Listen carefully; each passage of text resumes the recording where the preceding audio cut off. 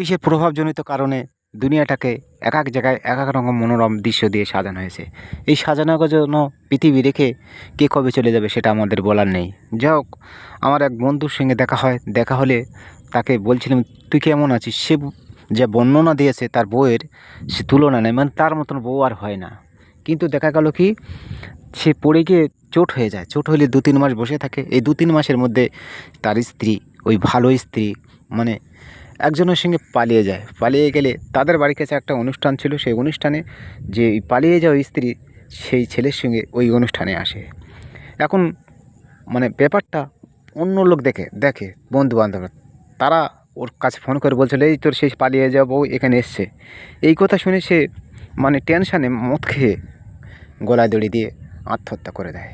যাই হোক, তার এই ভালো আর হলো না। তার মানে কী হলো? অনেক ভালোর মধ্যেও খারাপ লুকিয়ে থাকে। যা হোক, ইতিমধ্যে আমি অনেক বন্ধুবান্ধব হারিয়ে ফেলেছি। তাদের সঙ্গে আর এই দুনিয়া যতদিন থাকবে বা আমি যতদিন বেঁচে থাকবো আর দেখা হবে না।